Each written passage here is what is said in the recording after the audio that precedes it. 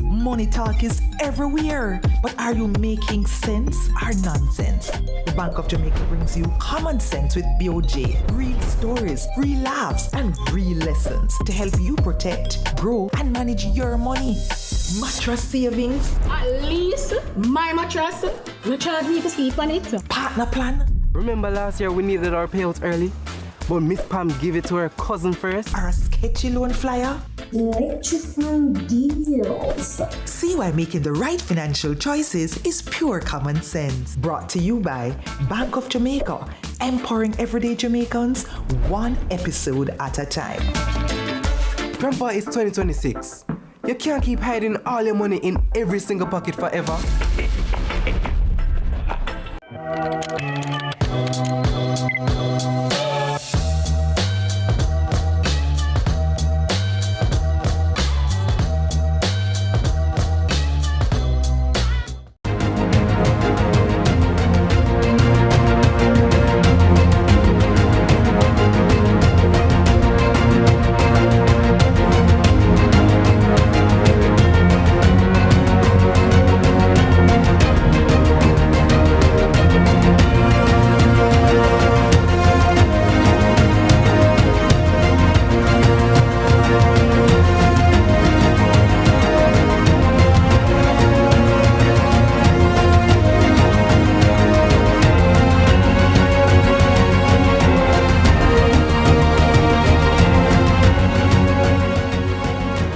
Tonight, a war being fought thousands of miles away is already reaching into your wallet, your electricity bill, and the price of everything you buy.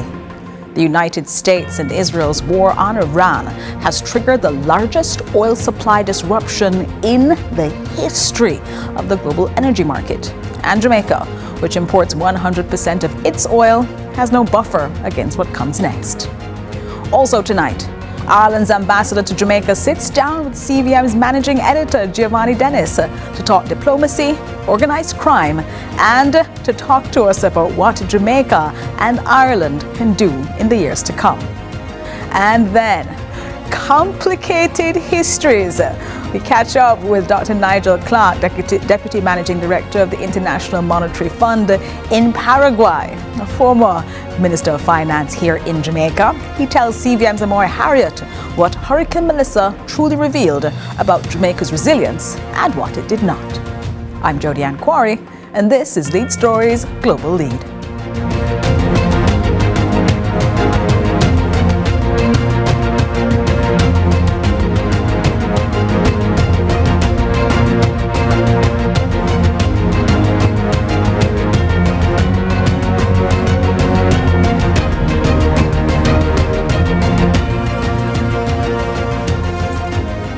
On February the 28th of this year, the United States and Israel launched joint strikes on Iran. Within days, the Strait of Hormuz, the narrow waterway through which 20% of the world's seaborne oil supply normally passes, had effectively shut down. The International Energy Agency calls it the greatest global energy security challenge in history. Brent crude surged to nearly $120 a barrel. And Jamaica, which imports every single drop of oil it uses, has felt that shock immediately. And you saw it at the pumps. But here's what makes it different from previous oil price spikes. This is not simply just a price problem. It's also about supply. Now, you're seeing supply shocks in crude, diesel, and jet fuel, which can cascade through air travel, tourism, food prices, and ultimately economic growth. And for a country like Jamaica, where energy is imported and tourism drives the economy, the exposure is immediate. So, the big question tonight is, can we absorb it? Or are we more vulnerable than we think? Dr. Chris Stokes is a development economist, and he joins me now.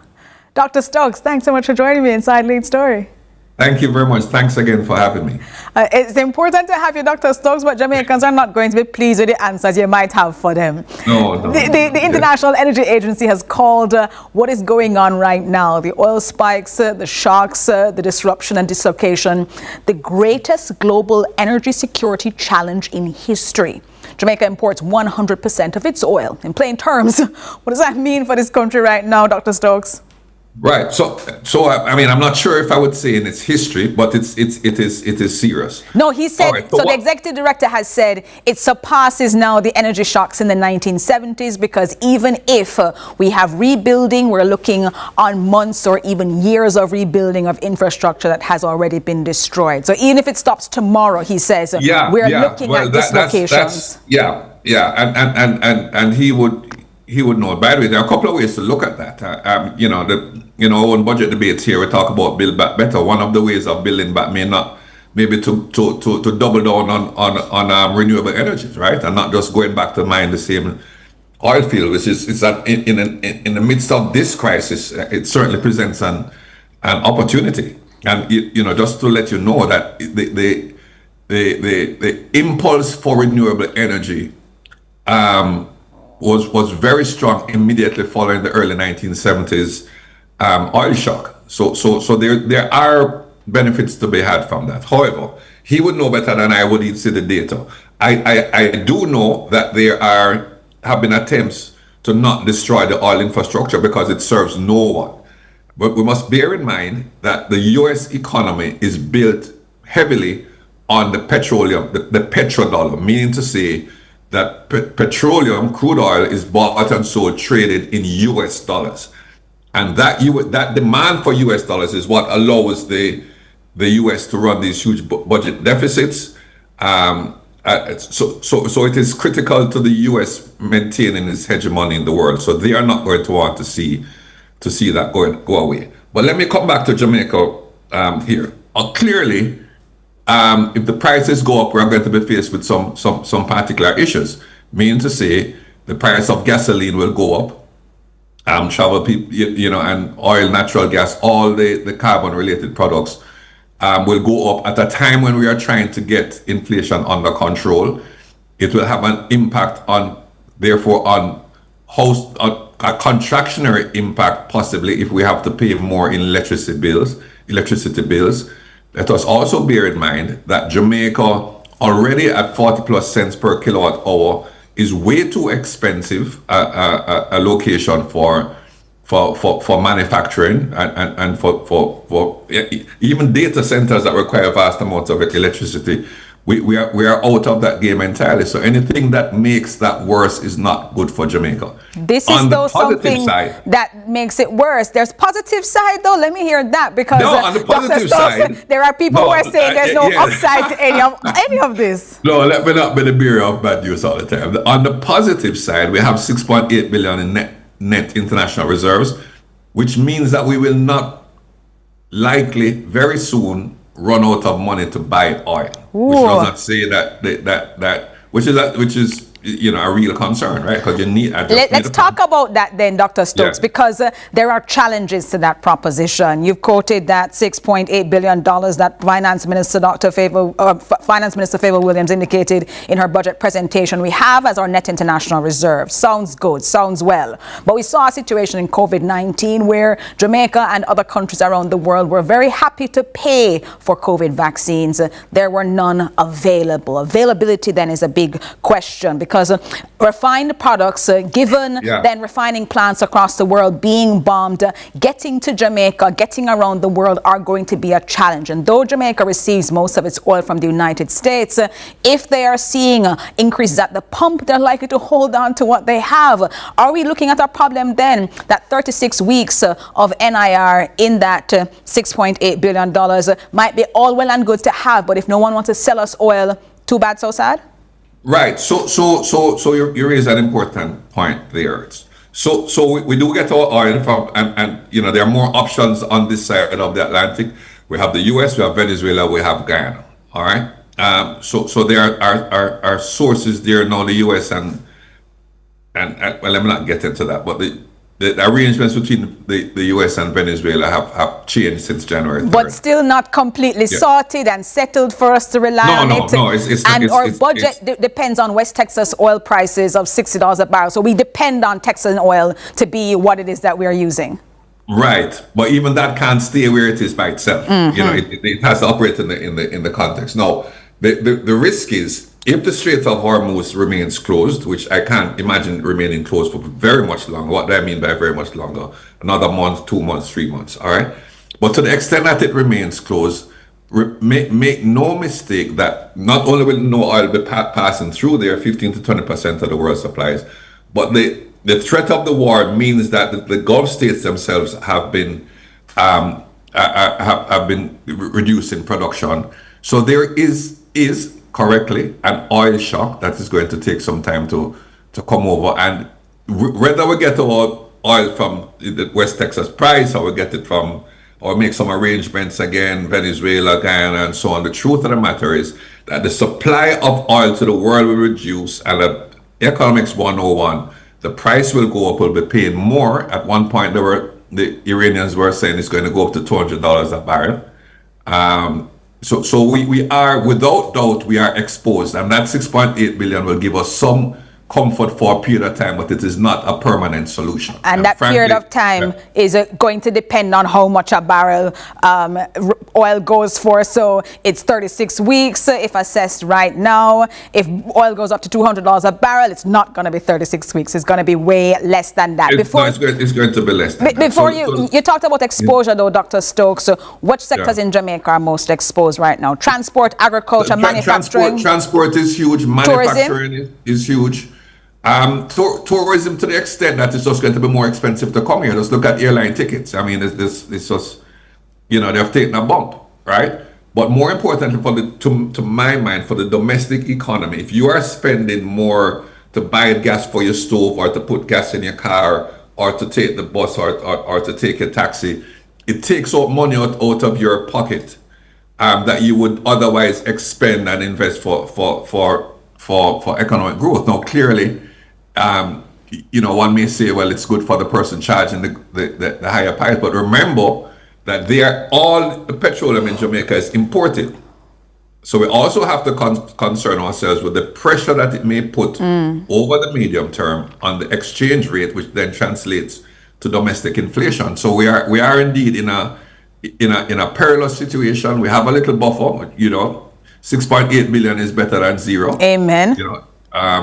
But we ought not to take too much comfort in that. We are interested in the resolution of this issue, and I hope that coming out of this, that we ourselves will redouble our efforts to encourage a green economy. If it is going to be solar, then it's that we are in a good place. Well, I think that this would be a good moment to remember that Rahm Emanuel quote of never waste a crisis.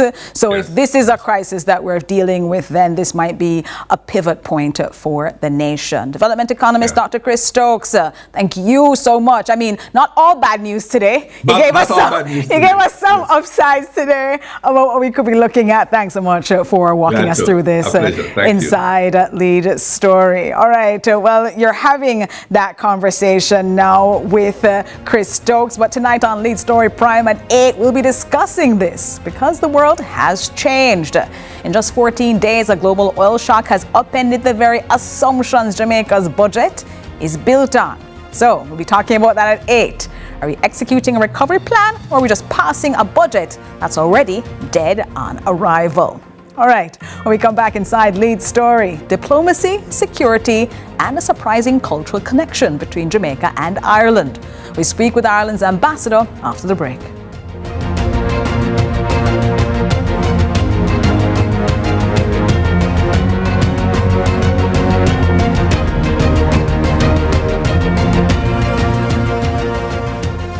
Ready to make a lasting impact? Transform Life Solutions presents the Global Impact Leadership Summit, Rebuilding Jamaica from the Center. Saturday, April 4, 8 a.m. to 5 p.m. at the Garden Hotel in Mandeville, featuring guest speakers the Honorable Professor Leslie Rogers from Trinidad, Honorable Dr. Patrick Williams from Belgium, Leadership Coach Dr. Jacqueline Cousins from Jamaica. Admission is free. Hotel accommodations and exhibition booth spaces are available. Register now at www.tls-events.com. The Global Impact Leadership Summit, April 4. Don't miss it.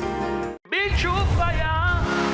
On On March 28 at 6 p.m., John Mark Wigan presents his album launch, By Fire, live at the Jamaica College Auditorium. By Fire features the likes of Kevin Downswell, Rondell Positive, Alicia Taylor, Gilead Collective, Genesis Praise Squad, Audia Spencer Brown, Ryan Davis, Prince Saj. General tickets $4,000. Sponsored by JP St. Mary's, Credit Unions of Jamaica, Honey Bun, Chicken and Things, CVM, Love 101, Green Room Studios, Painted Lady Studios, Crosslinks Production, Imperium Gospel Limited. Proceeds support the Student Housing Initiative.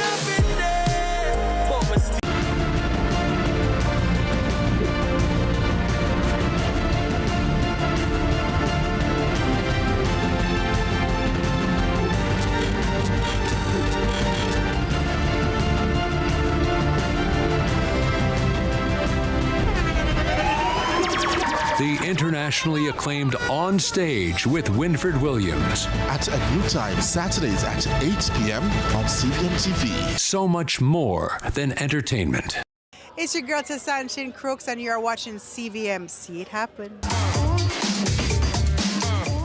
Jamaica's unemployment rate has fallen to 3.3%, down from 13.2% in 2016. Our government's continued focus on job creation is delivering real results. We are building Jamaica. The time by the Office of the Prime Minister is...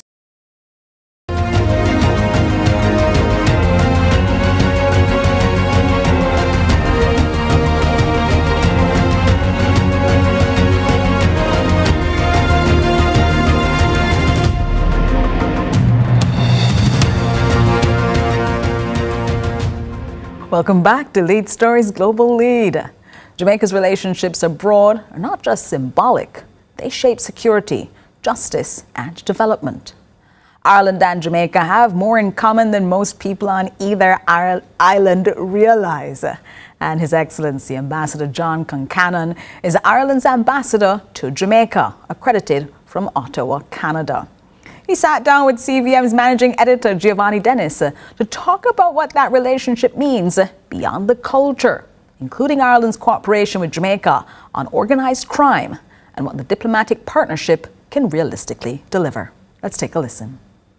Let's start first by asking why the interest in trade, in increasing trade with Jamaica at this time? Well, thank you, Giovanna, for having me on the show. It's a great honour to be here, my first week here as Ireland's new ambassador to Jamaica. And Ireland is a small trading nation. We're an island nation. We're an island nation that's transformed since becoming independent 100 years ago, and that's been driven through trade. And we see a lot of empathy with what's happening in Jamaica, a country which is on a growing and a dynamic country, and a country that we think we can partner with and do business with, and also enable Jamaica to access the European market, and we think we have a lot of areas of commonality and partnership. Yeah, I do want to go into that, what you just mentioned about helping Jamaica access the European market, but what have been some of the traditional areas of trade between Ireland and Jamaica?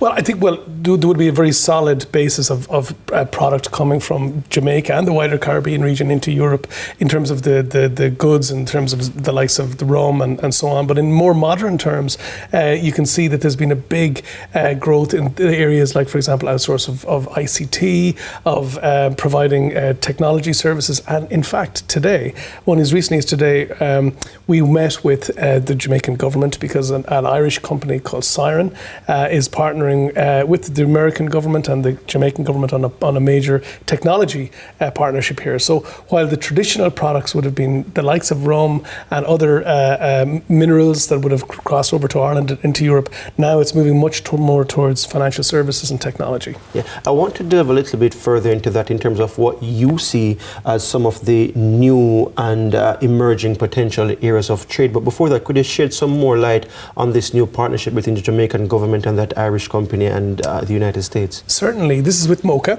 and it's in the area of technology, using artificial intelligence to help the whole area of major crimes unit. And it's a partnership between the Jamaican government and the American government, whereby they're using the best of technology to bring all of the data sources they have together to look to see, okay, how can they identify trends using artificial intelligence.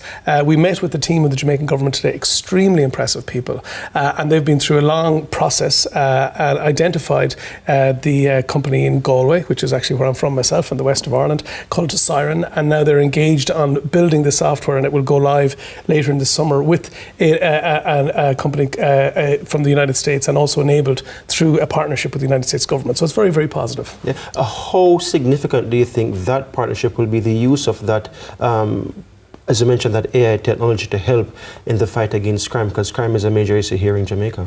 Well, it's a major issue everywhere, and I think one of the things that was clear to us in the meeting we had today, and in fact all of the meetings this week, was the journey that Jamaica's been on, and in fact the transformation of the country, the economy, the society. You look at things like crime statistics coming down significantly. You look at things like the GNP debt ratios coming way down. All of this meaning that Jamaica is a much more investable country than it has been heretofore. So just even in the last 10 short years, a real story of transformation. But on that specific project, it's very interesting because a lot of crime now is cybercrime. A lot of information through mobile phones, through the internet. And what this project will do, what this partnership will do, will harness the data coming from many sources and then enable the senior analysts in the MOCA to say, okay, what are the trends? Where's the areas that they can focus in on, and allowing them more time to really look at those high value add issues where they can spend their time to in terms of crime detection. So it's a really progressive step by the Jamaican government and by MOCA in particular. So we're very, very impressed with them today, I have to say. You mentioned ICT earlier when you were speaking in terms of some of the new areas of trade, but what else do you see as some of the new and emerging areas of trade between Ireland and Jamaica? Well, for us, I think if you look at Ireland, I mean, our economy, when we became independent in 1922, 100 years ago, Ireland was really one of the poorest countries in the world.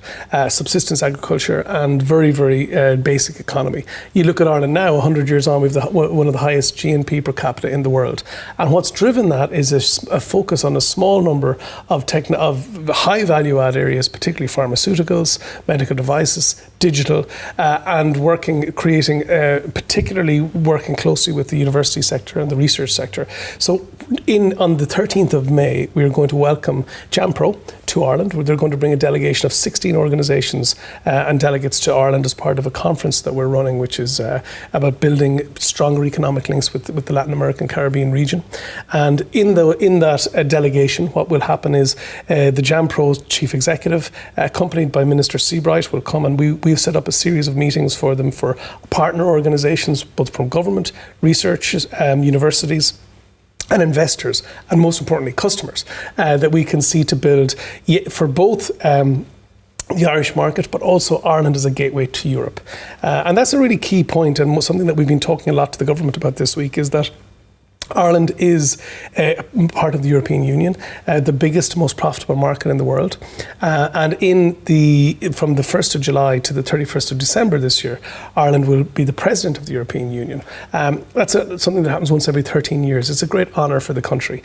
And we've been very clear to the government of Jamaica that we would like to have our presidency extremely open and positive towards Jamaica and towards the Caribbean countries, and as we have been as great partners. So a good, very tangible example is to have the JAMPRO delegation come up and say, okay, how can we do more business together? Because business is based on relationships. So people coming together, meeting each other is a really, really positive step in that regard. You mentioned the head of JAMPRO just now, Shulette Cox, who you've already met with our Foreign Affairs Minister, Kamina Johnson-Smith, Albin Hill, Minister of Industry, Investment and Commerce, State Minister Delano Seabright, along with the head of JAMPRO. Anything concrete coming out of those meetings in addition to that visit to Ireland in the summer? Yes, I mean, one of the things that would strike you being here for the week is the sense of real steely optimism about the people we met. There's this real belief in where Jamaica's going, having had obviously the hurricane situation at the end of the last year was devastating for so many communities, but the country is building back, and that sense moving from recovery to renewal and to rebuilding. So we were hearing a lot of the stories. We also heard a very strong speech and engagement from the minister responsible for water and the plans in that regard. But very concrete projects that are planned. A lot of our focus this week has been on trade. You mentioned Minister Hill, extremely impressive. We actually shared an interesting story. One of the great entrepreneurs from Ireland who came to here in Jamaica, Dennis O'Brien, who set up Digicel. And in fact, the Governor General, when we talked about Digicel, he said that Dennis O'Brien is responsible for connecting Jamaica east to west, north to south. And so that's a great success story. And of course, then that went on to Caribbean success. But Minister Hill told us a story that when Dennis O'Brien came here first, he was working in the financial institution that underwrote the first loan.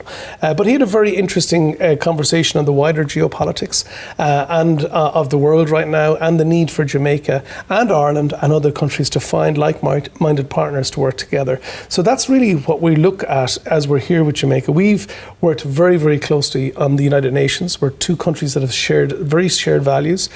We believe in the power of multilateralism, on the rule of law, and we think that we can work together as Jamaica takes that next step. And a clear next step is the access to the European market and access to that really, particularly services, financial services, digital and technology, which is the area really that Ireland's really specialising in.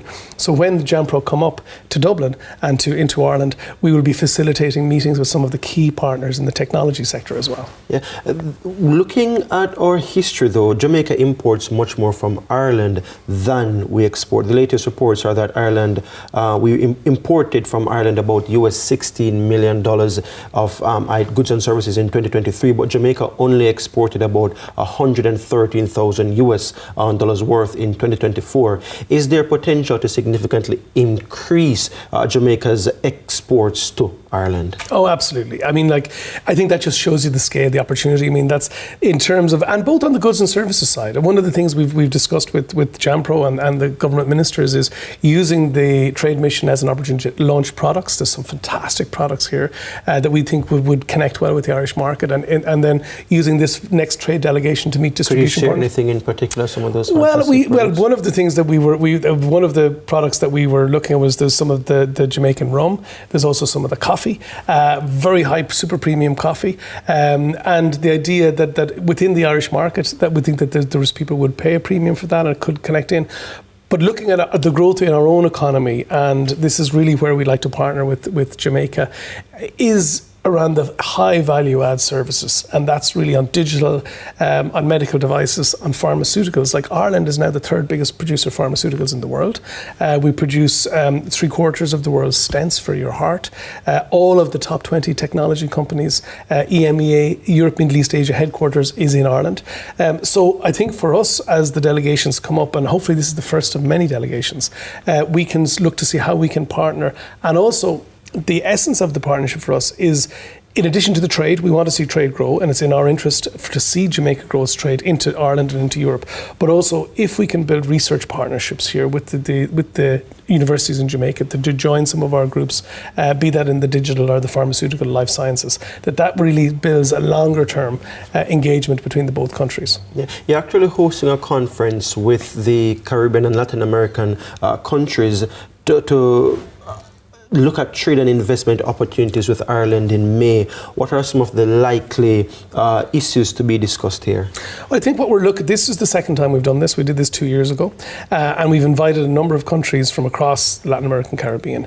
We're delighted that the scale of the delegation from Jamaica is the largest delegation we'll host. In addition to having JAMPRO and a number of companies, we'll also have Minister Seabright there. So a very significant delegation from Jamaica.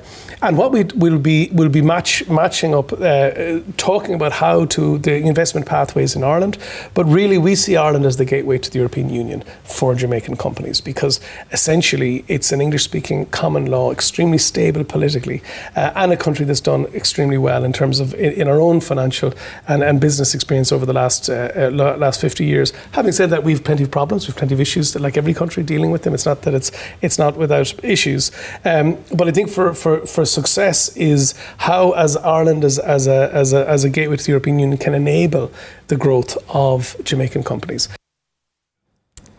Our thanks to Ambassador Con Cannon and to Managing Director Giovanni Dennis for that conversation. Two islands, a shared echoing language, and a diplomatic relationship that's still finding its full expression. After the break, the man who built Jamaica's financial safety net before Hurricane Melissa struck, Dr. Nigel Clark, Deputy Managing Director of the IMF, speaks to the Moy Harriet in Paraguay about what resilience actually costs and whether what we built is enough.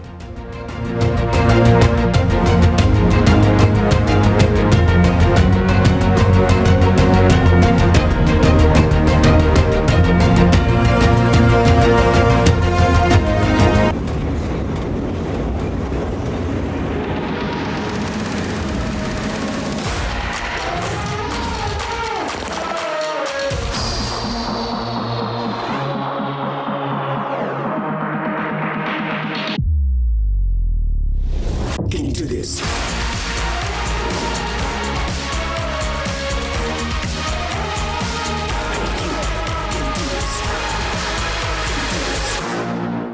Everybody want to save a country right now. One thing about Jamaicans, we might have differences, but we know when something is good for all of us. And when we work together against crime and violence, we are stronger than ever. And that's how we know the Citizen Security Plan can work. That one and CSP. The Citizen Security Plan is an initiative of the Ministry of National Security in partnership with the European Union. It's an all-of-government effort to create safer streets and build stronger communities. Go to mns.gov.jm to learn how you can play your part.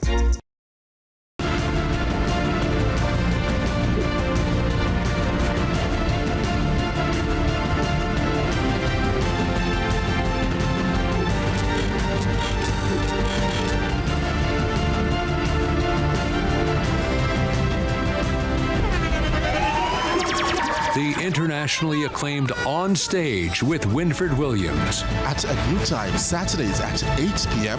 on CVM TV. So much more than entertainment. Jamaica, make we do the right thing. Make we live good today for a better tomorrow. Talk it out, don't fight it out. The time by the Ministry of National Security is 6:30.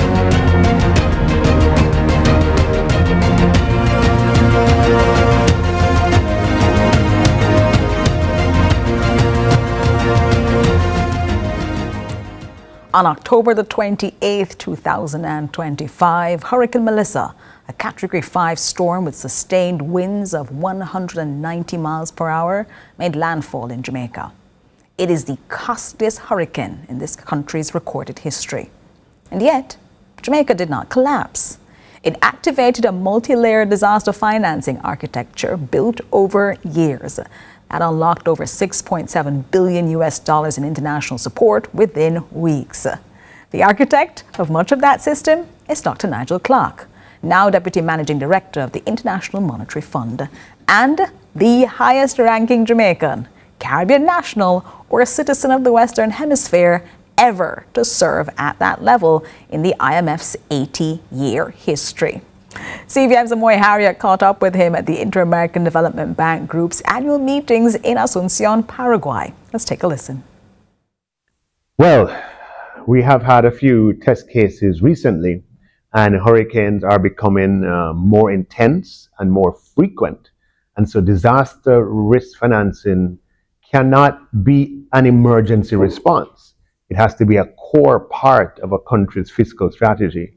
And one of the things that we've learned is that disaster risk financing is most effective when it is pursued in a multi-layered format. And what do we mean by multi-layered? What we mean is that you don't rely on one single instrument, and you internalize that natural disasters can vary in the frequency at which they happen and in the severity of a particular natural disaster. And there's no one instrument that can straddle the entire spectrum, or let's call it a quadrant, two axes of intensity and frequency. You're going to need a multiplicity of products. The way to think about the products are, one way to think about it is to sort of segment between the risk that you're going to retain and the risk that you're going to transfer.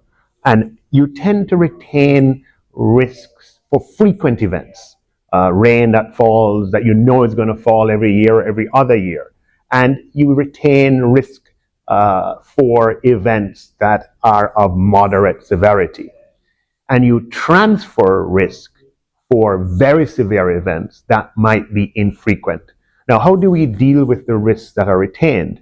You deal with the risks that are retained by having fiscal buffers and by having contingent funds available. Fiscal buffers might include a specific natural disaster fund. I know Jamaica has that.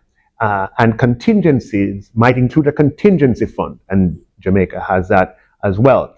And those provide immediate liquidity in the event of a natural disaster. Now, for lower frequency but higher severity events, what you want to do is to transfer those risks, and there are a variety of modalities that allow for the transfer of natural disaster risk. For one, you have facilities with the World Bank or with the IDB that are called credit contingent claims, where resources are available in the event of a natural disaster that come in the form of a loan, but the loan has been approved, has been pre-approved years before, and can be drawn down if a disaster occurs. Because you don't want to be going out to be trying to get new loans after disaster. Because the time that it takes, the feasibility studies that have to be done, it takes months and months and months, and but your need is immediate. And also, for a lot of countries, you could find that your credit is not in the best shape after disaster. So a credit contingent claim means that you have a pre-approved financing facility in the event of disaster. The World Bank has a catastrophe drawdown option facility, which works very similarly to a credit contingent claim. And then you have regional pool facilities, such as the Caribbean Catastrophe Reinsurance Facility, where a group of Caribbean countries have pooled together, where risks are aggregated, and then insurance is purchased in aggregate from external markets. And that is a risk transfer instrument. And then on top of that, you can have also a catastrophe bond, where investors who are seeking diversification in their portfolios are willing to put capital up with the country paying coupons or premium on an annual basis, and that capital is at risk in the event of a natural disaster. So this is a framework which Jamaica has in place, and we've seen in Hurricane Melissa, we've seen how effective that framework has been in making funds available. I believe that Jamaica's multi-layered disaster risk financing strategy made over $660 million available to the Jamaican government in the aftermath of Hurricane Melissa. And if you think about that, that's like a modest or small IMF program in size. So the Jamaica case, and I know in Grenada, Hurricane Beryl also triggered the CRIF facility in Grenada, and also triggered other instruments from the World Bank, I believe. So we have seen just in this 2025 hurricane season, the effectiveness of pursuing a multi-layered disaster risk financing strategy. But these strategies are only effective if they're pursued over the long term. You can't pursue it and then stop.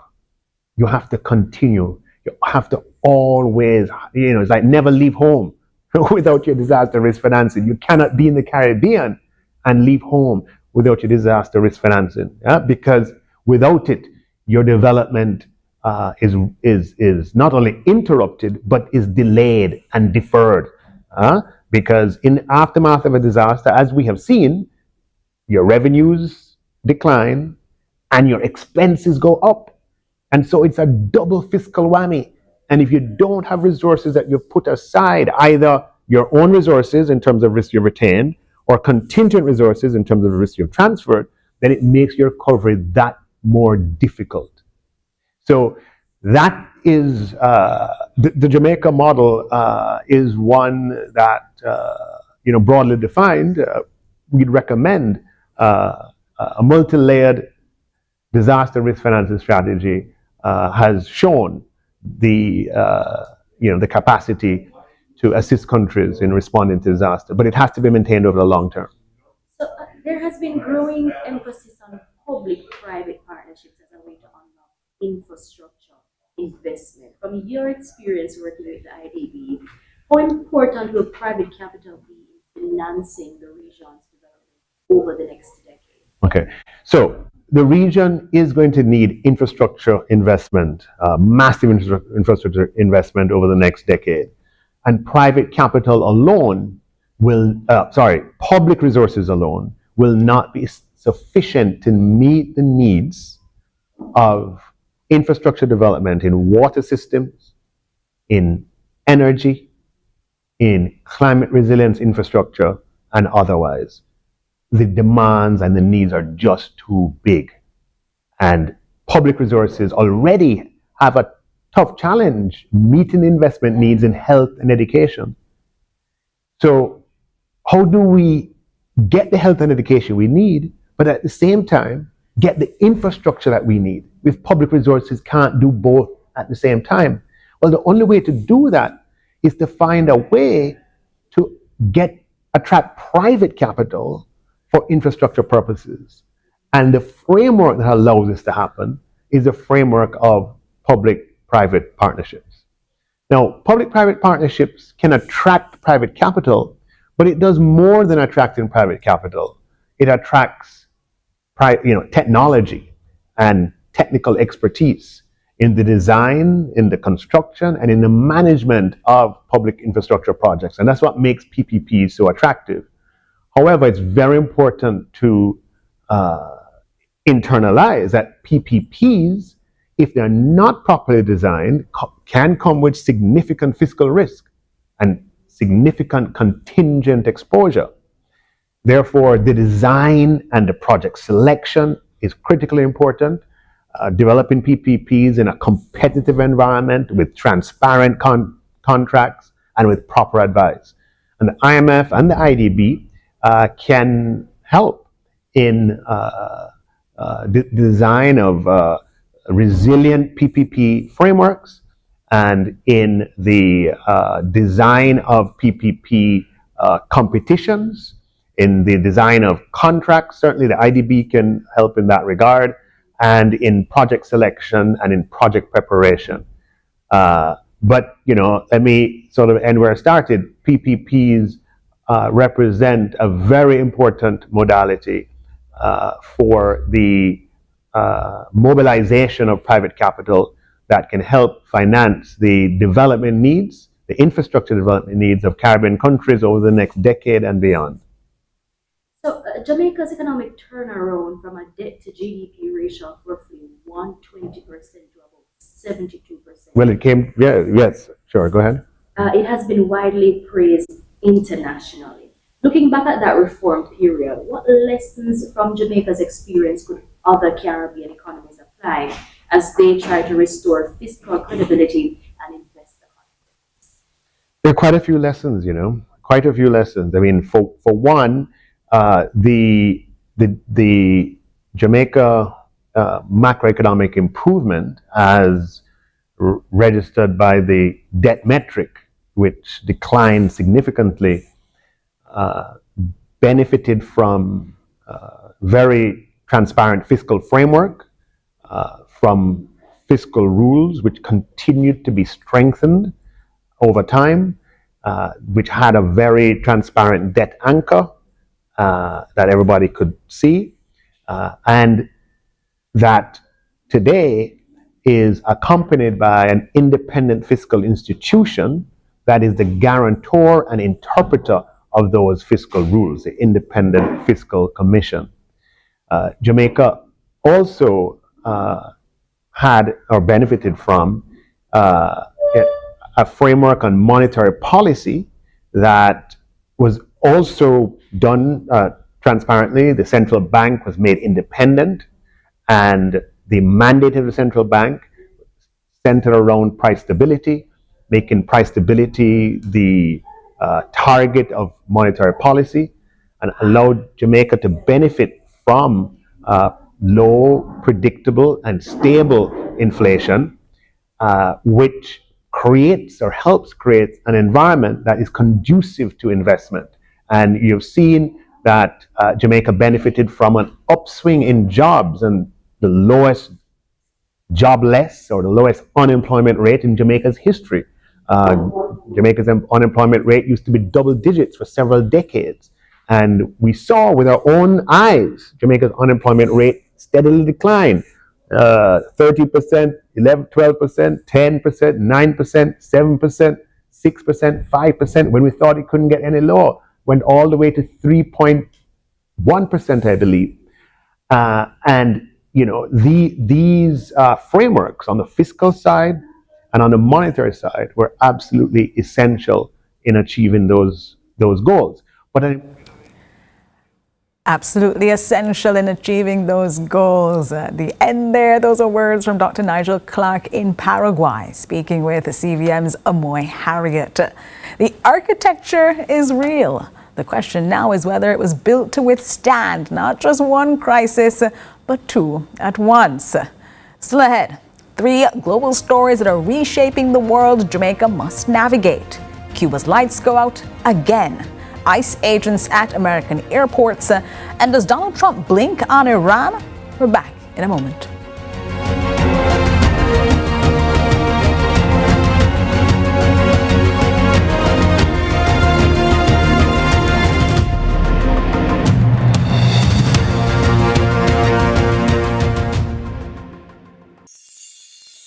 Most people buy property and hope for the best. At Stella Global, we don't believe in hope. We believe in strategy. I'm Tiffany Gray. Join us March 27th through the 29th. Paradisiac Sip and See. This isn't just a tour. It's a wealth summit designed to save you thousands on your purchase. Meet our lenders, attorneys, and experts to learn how smart money invests in Jamaica. Ticket on sale at StellaGlobalRealty.com.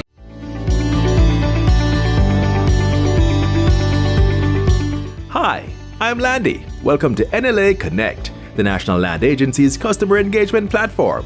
NLA Connect is a simple, user-friendly platform designed to help you share your feedback, get support, and updates about land-related matters.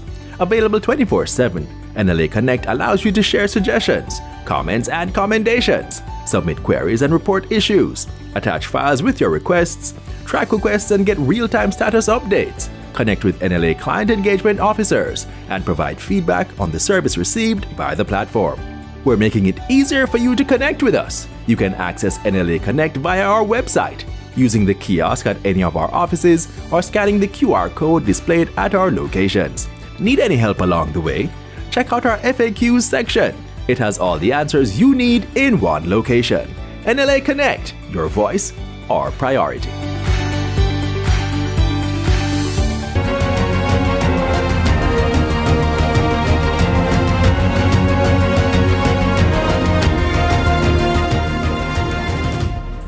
Welcome back.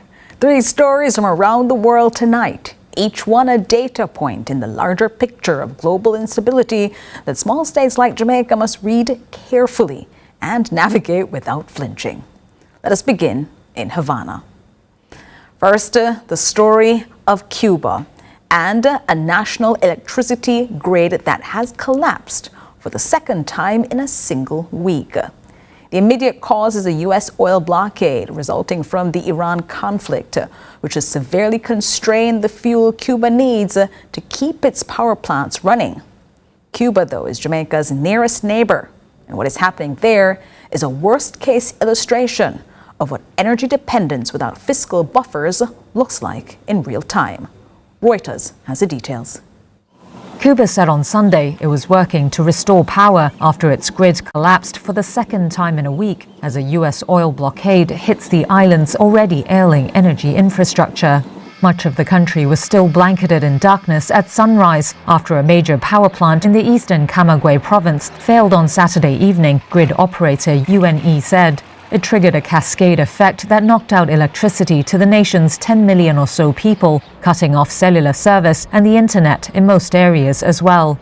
Director General of Electricity Lázaro Guerra said early on Sunday the Energy Ministry had established microsystems, which are smaller closed circuits across the island.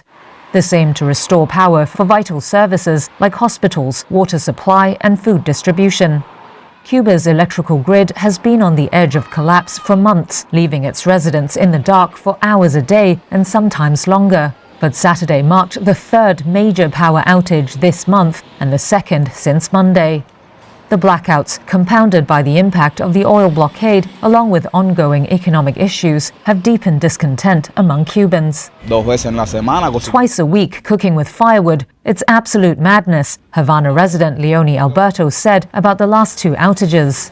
We've been stuck in the same situation for 60 years. It is not going to change.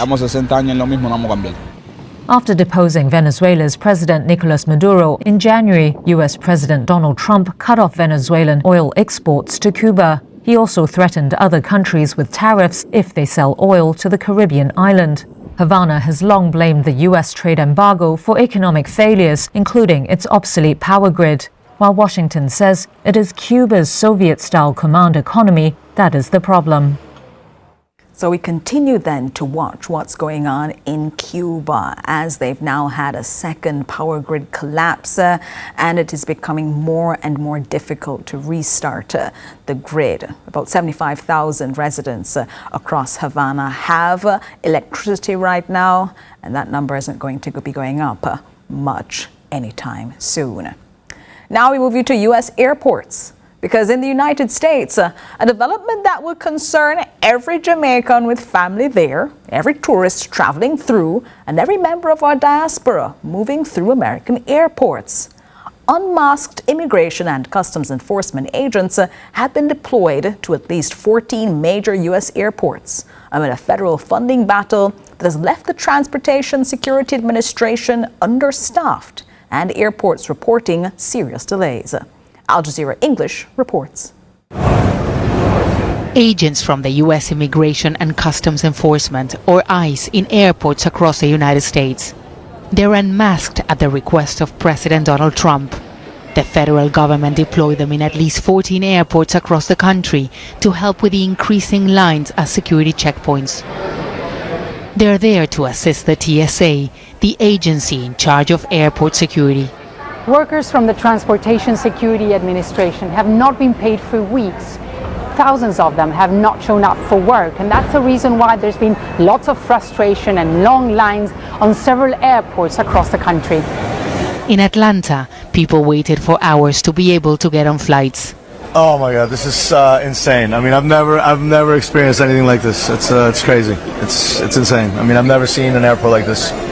Donald Trump is accusing the Democrats for the ongoing situation. I want to thank ICE because they stepped in so strongly. They'll do great. And if that's not enough, I'll bring in the National Guard. We're not going to have the Democrats destroy our country. These people are the most destructive, sick people, the Democrats. What's happening goes back to the protests in Minneapolis against the detentions and deportations carried out by agencies of the Department of Homeland Security. 2 U.S. citizens were killed, one of them by ICE, the other by Border Patrol agents. There's been a partial government shutdown since February when Democrats refused to fund the Department of Homeland Security. They're demanding major changes to federal immigration operations. On Monday, more than 100 airport executives, quote, implored Congress to end the TSA funding standoff that is causing major travel disruptions. Democrats are warning the presence of ICE could trigger even more chaos. So for now, there is no end to the partial government shutdown in sight.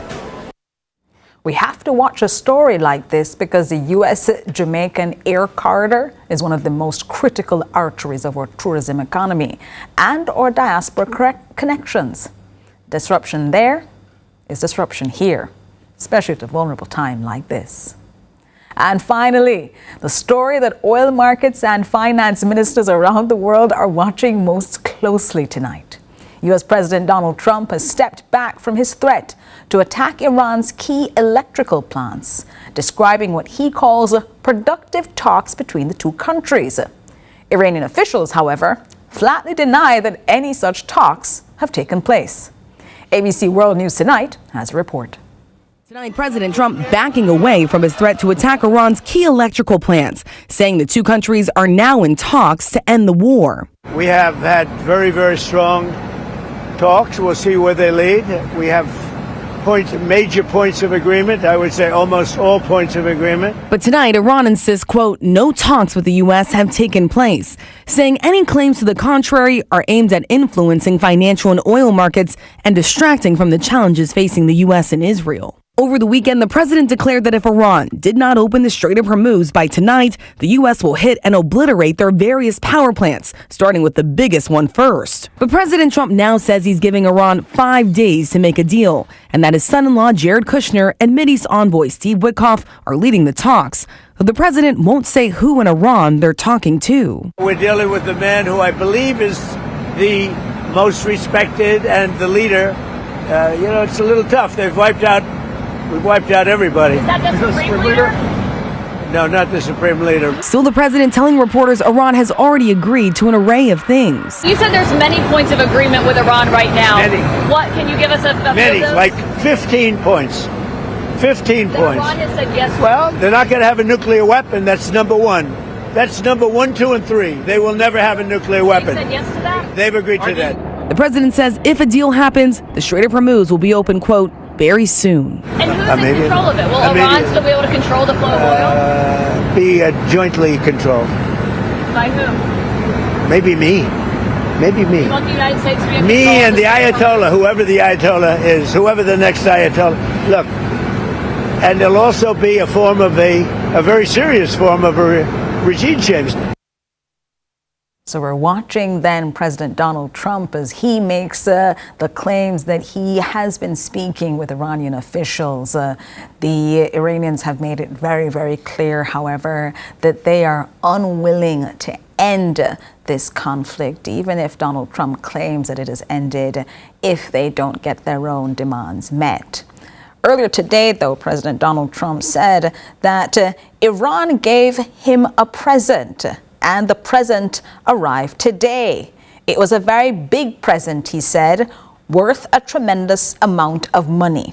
A very significant prize, he said, adding that it was related to oil and gas. Now, this sort of rhetoric back and forth is disruptive, but if those talks are real, if there's a genuine off-ramp from this conflict, oil markets will respond. Prices will ease, and some of the fiscal pressure on Jamaica's budget that Dr. Stokes described in our first segment will begin to soften.